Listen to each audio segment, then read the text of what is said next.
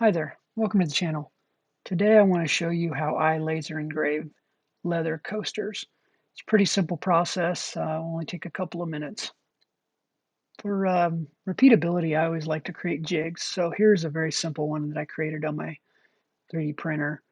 You'll see it's just got a base that's magnetized to a piece of steel that is magnetized to the Snapmaker bed. Um, all you do is you take your coaster, throw it in upside down, and then put this ring that has washers essentially that align to the magnets to hold everything in place nice and solid. Um, does its job pretty well actually. I also have another piece on top of this to help align the laser to its home position. So I get it directly in the middle of the circle every time. So to get ready for the laser engraving, I have to create an image there. Again, this is something I created in Adobe Illustrator. Just my signature with my Twitter, Instagram, all that stuff on it.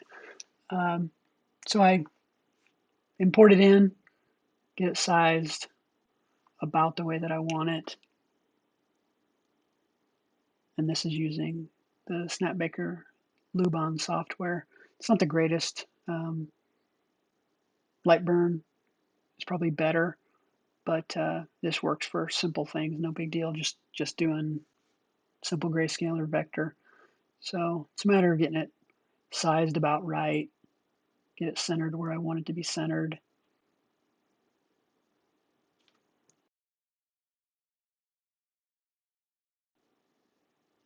Then you go through the processing part of it. This is where you choose if it's going to be a dot or a line, engraved, the direction, the speed, the power of the laser, all those kind of things. I've already played with the settings here previously, so I know they work. And then when you generate your G code, let it do its thing, and then you load it into the workspace of the Snapmaker software itself. Okay, so once I'm in my workspace, then I got to connect to my printer, which Snapmaker is great because you can connect via Wi-Fi. So now I'm connected to my printer. Key things to look at are laser height and the material thickness. You got to make sure those are right because if they're not right, it's not going to be focused and it'll either be too sharp or not burn at all, not do anything. So you got to test and play and all those things. So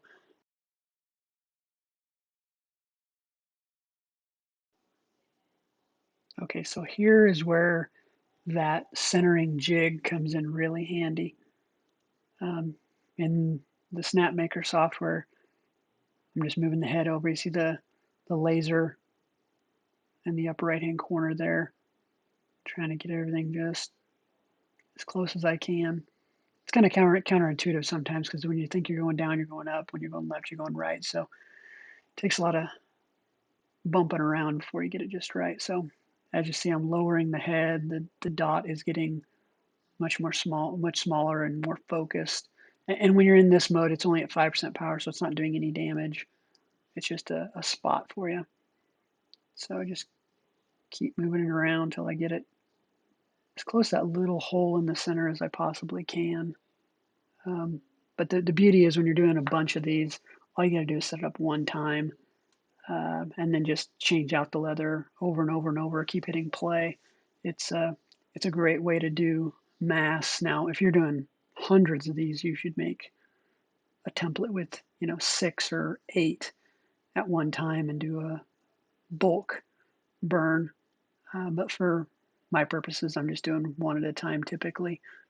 It's more about learning than anything. So once you get it just right, you can turn the laser off. And the key is to set the work origin.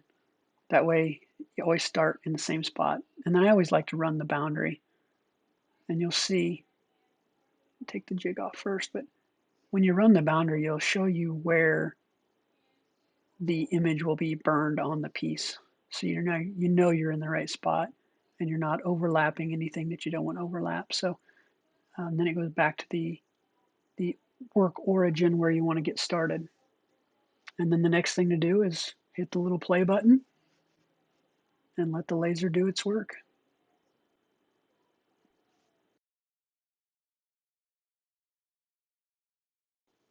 And with the Snapmaker, you can see that the software on the kind of the behind the video, you're seeing where it's turning blue and it's in time with what is actually being burned. So you know by looking at your computer exactly where you're at in the engraving process. So we're going to speed it up from here.